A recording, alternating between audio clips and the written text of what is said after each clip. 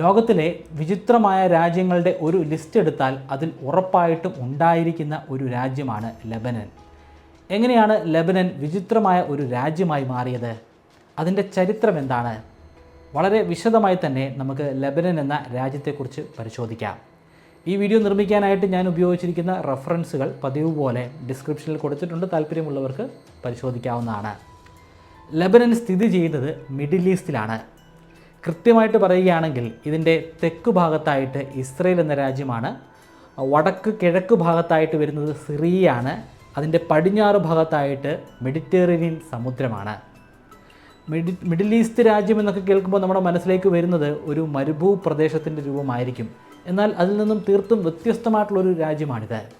ധാരാളമായി പച്ചപ്പ് നിറഞ്ഞിട്ടുള്ളൊരു പ്രദേശമാണ്. കൂടാതെ മഞ്ഞ് പെയ്യുന്ന മലമുകളുകളും ഈ പ്രദേശത്തുണ്ട്.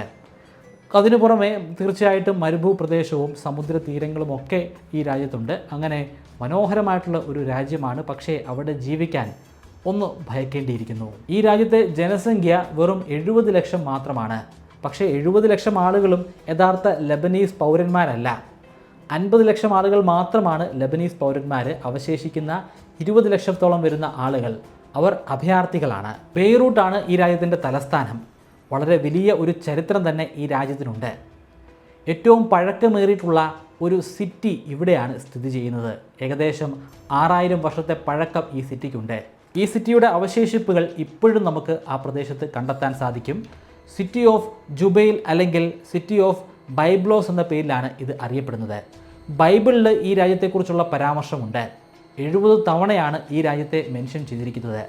ബൈബിൾ അനുസരിച്ച് ഈ രാജ്യം ഇസ്രയേലിൻ്റെ ശത്രുവാണ്. ഈ രാജ്യത്തെ സംബന്ധിച്ചിടത്തോളം ദേവദാരു മരത്തിന് വലിയ പ്രാധാന്യമുണ്ട്. അതുകൊണ്ട് തന്നെ ഇവരുടെ ദേശീയ പതാകയുടെ മധ്യഭാഗത്തായിട്ട് നമുക്ക് ദേവദാരു മരം കാണാൻ സാധിക്കും. എല്ലാവർക്കുമുള്ള ഒരു വലിയ തെറ്റിദ്ധാരണ ഇതൊരു മുസ്ലിം രാജ്യമാണെന്നാണ്. പക്ഷേ ഇത് ശരിക്കും പറഞ്ഞാൽ ഒരു മുസ്ലിം രാജ്യമല്ല. ഭൂരിപക്ഷം മുസ്ലിങ്ങൾക്ക് തന്നെയാണ്. 57% മാത്രമേ പക്ഷേ മുസ്ലിംസ് ഉള്ളൂ. ആ 57%-ൽ തന്നെ രണ്ടായിട്ട് ഒരു ഡിവിഷനുമുണ്ട്. ഷിയ മുസ്ലിംസും സുന്നി മുസ്ലിംസും, രണ്ട് കൂട്ടരും പരസ്പരം ശത്രുക്കളാണ്. ബാക്കി അവശേഷിക്കുന്ന 43% ക്രിസ്ത്യാനികളാണ്.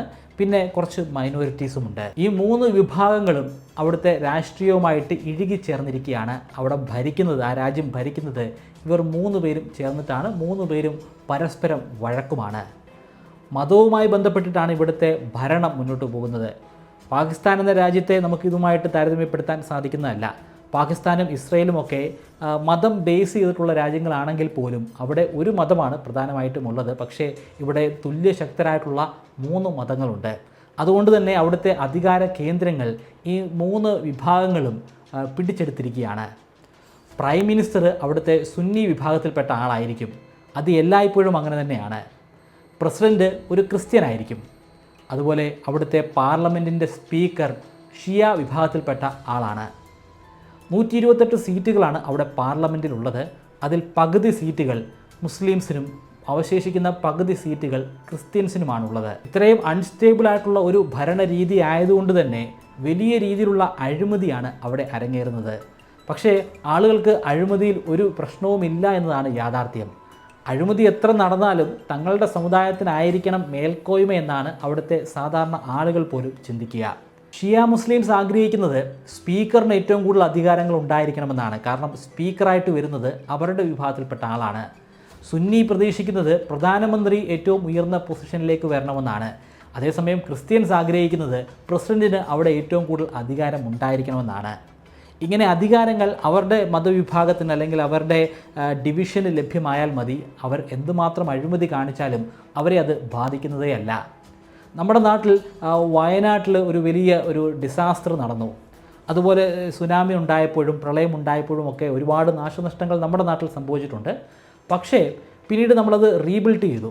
അപ്പോൾ ഇന്ത്യയിൽ മറ്റേതൊരു സിറ്റി എടുത്താലും അല്ലെങ്കിൽ ഏതൊരു നഗരം എടുത്താലും അവിടെയൊക്കെ എന്ത് നാശനഷ്ടം സംഭവിച്ചാലും നമ്മളത് റീബിൽഡ് ചെയ്യും.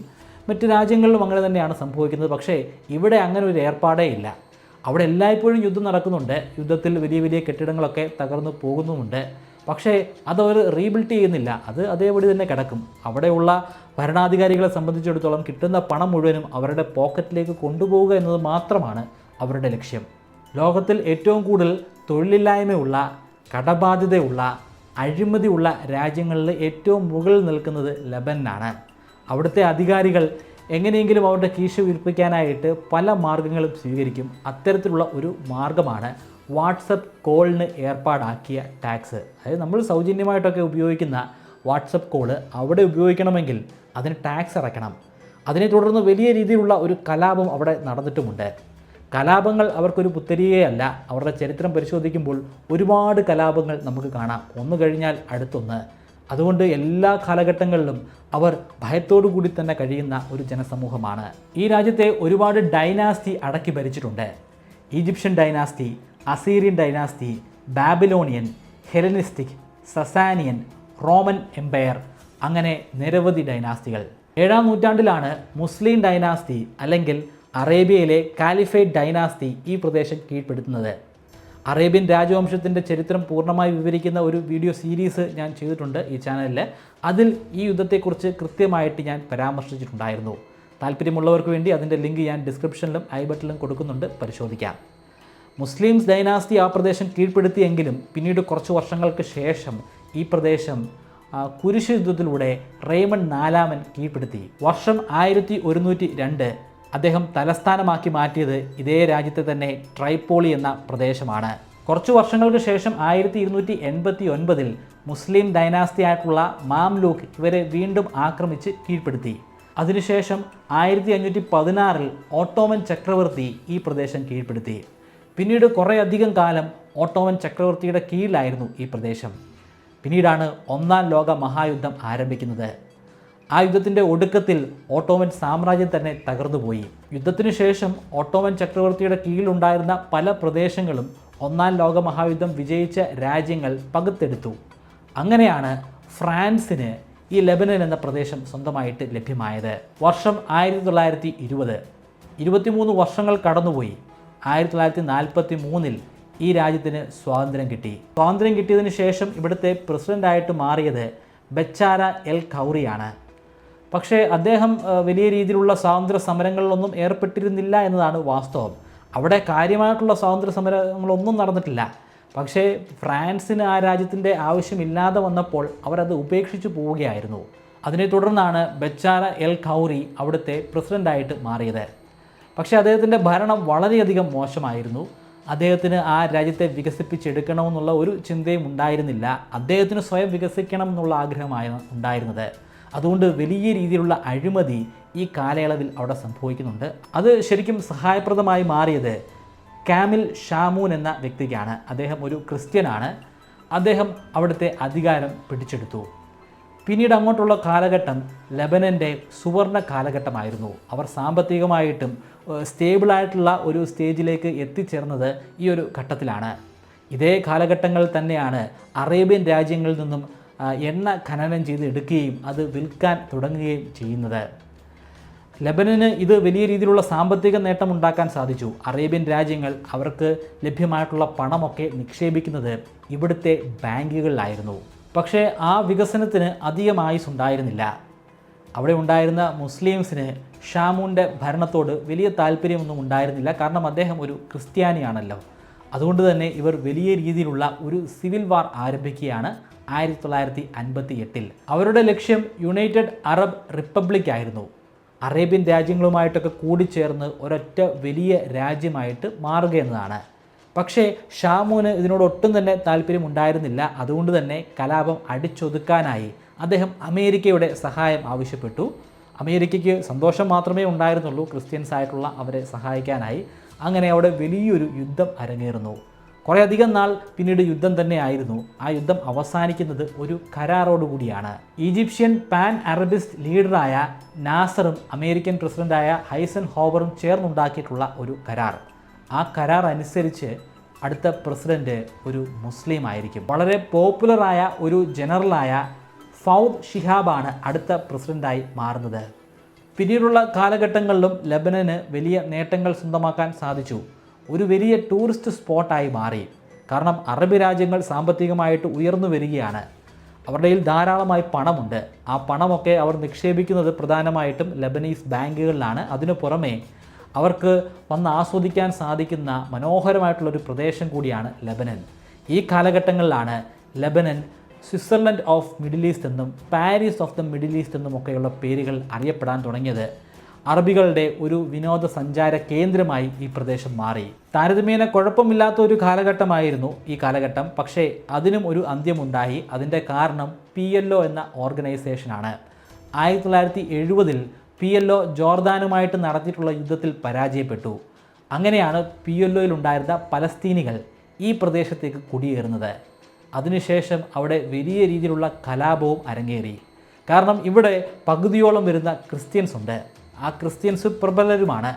അവരുമായിട്ടാണ് ഈ PLOയിൽ ഉണ്ടായിരുന്ന പലസ്തീനികൾ ആഭ്യന്തര യുദ്ധത്തിൽ ഏർപ്പെടുന്നത്. 1975 ആരംഭിച്ച ഈ വർഗീയ യുദ്ധം ശരിക്കും 15 വർഷങ്ങളാണ് നീണ്ടു നിന്നത്. ഇതിനിടയിൽ PLO ലെബനനിൽ നിന്നുകൊണ്ട് തന്നെ ഇസ്രയേലിനെ ആക്രമിക്കാൻ തുടങ്ങി. 1982 വർഷം. അങ്ങനെയാണ് ഇസ്രയേൽ പിക്ചറിലേക്ക് വരുന്നത്. ഇസ്രയേൽ തിരിച്ചാക്രമിക്കാൻ തുടങ്ങി. മാത്രമല്ല അവിടെ ഒരു ആഭ്യന്തര യുദ്ധം നടക്കുകയാണല്ലോ. ക്രിസ്ത്യൻസും മുസ്ലിംസും തമ്മിൽ, അല്ലെങ്കിൽ ക്രിസ്ത്യൻസും PLOയും തമ്മിലുള്ള ആഭ്യന്തര യുദ്ധം.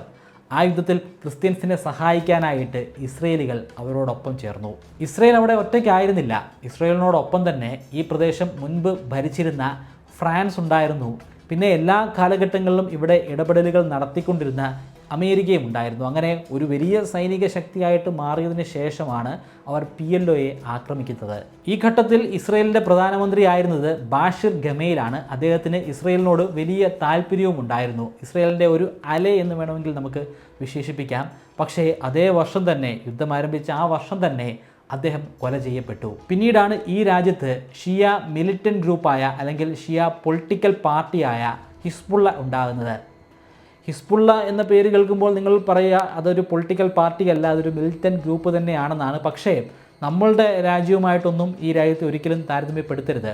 അവിടുത്തെ പൊളിറ്റിക്കൽ പാർട്ടി എന്ന് പറയുന്നത് ഇത്തരത്തിൽ എല്ലായ്പ്പോഴും വർഗീയ ലഹളകൾ നടത്തുന്ന, എപ്പോഴും സിവിൽ വാറുകൾ നടത്തിക്കൊണ്ടിരിക്കുന്ന ഒരു മിലിറ്റന്റ് ഗ്രൂപ്പ് തന്നെയാണ്. അത്തരത്തിൽ വളരെ പ്രബലരായിട്ടുള്ള ഒരു ഗ്രൂപ്പായിട്ട് ഹിസ്ബുള്ള അവിടെ വളർന്നു വരുന്നു. അതിന് പിന്നിൽ പ്രവർത്തിച്ചത് ഇറാനാണ്.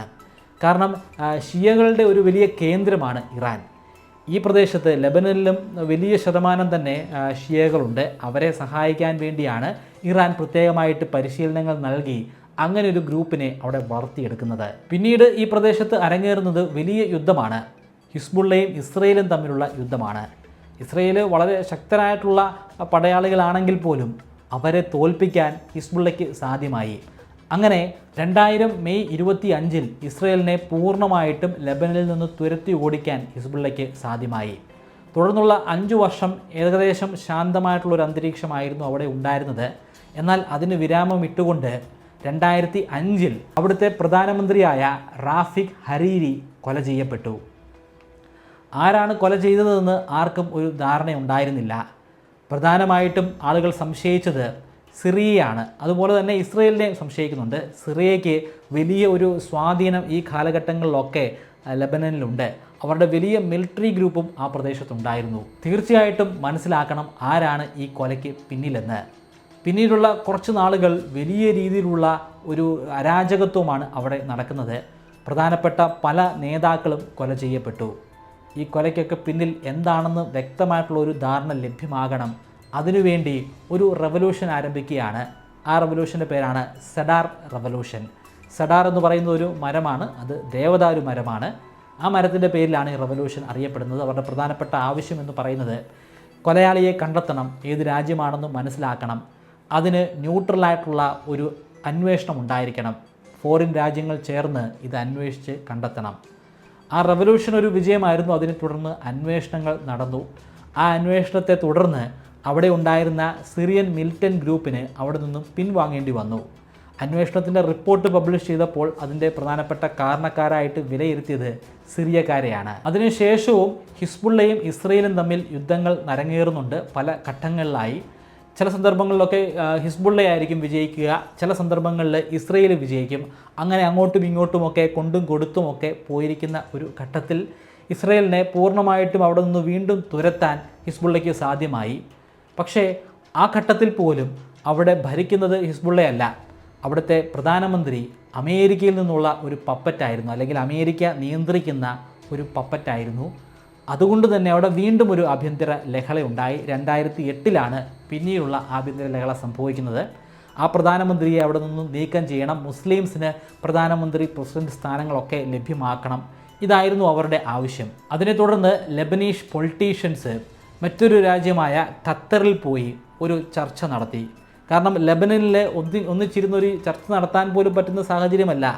അങ്ങനെ ഒന്നിച്ചിരിക്കുന്ന ഘട്ടത്തിലായിരിക്കാം ഒരു വലിയ ബോംബ് സ്ഫോടനത്തിലൂടെ അവരെല്ലാം കൊല ചെയ്യപ്പെടുന്നത്. ഖത്തറിൽ നടന്ന ആ ചർച്ചയ്ക്കൊടുവിൽ ഒരു എഗ്രിമെൻറ്റിലേക്ക് അവർ എത്തിച്ചേർന്നു. ദോഹ എഗ്രിമെൻ്റ് എന്ന പേരിലാണ് അത് അറിയപ്പെടുന്നത്. ആ എഗ്രിമെൻ്റ് അനുസരിച്ച് ഭരണം 3ആയിട്ട് വിഭജിക്കാം. പ്രധാനമന്ത്രി സുന്നി വിഭാഗത്തിൽ നിന്നുള്ള ഒരു ആളായിരിക്കണം, പ്രസിഡന്റ് ക്രിസ്ത്യൻസിൽ നിന്നുള്ള ആളായിരിക്കണം, പാർലമെൻറ്റ് സ്പീക്കറാകുന്നത് ഷിയയിൽ നിന്നുള്ള ഒരു വ്യക്തിയായിരിക്കണം. അങ്ങനെയാണ് വളരെ വിചിത്രമായിട്ടുള്ള ഒരു ഭരണ സംവിധാനം അവിടെ ഉണ്ടാകുന്നത്. അതിനുശേഷവും കാര്യങ്ങൾ സുഖകരമായിട്ടൊന്നും പോയിട്ടില്ല. എല്ലായ്പ്പോഴും അവിടെ ആഭ്യന്തര ലഹളയാണ്. അവിടുത്തെ ആഭ്യന്തര ലഹളയെക്കുറിച്ച് പറയുകയാണെങ്കിൽ ഒരു ദിവസം മുഴുവനും നമുക്ക് സംസാരിക്കാനുള്ളതുണ്ട്.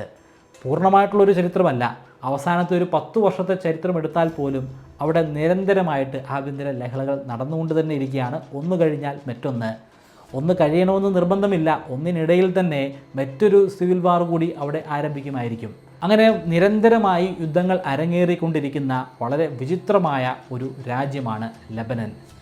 അവിടുത്തെ ജീവിതമെന്ന് പറയുന്നത് വളരെ ദുസ്സഹമാണ്.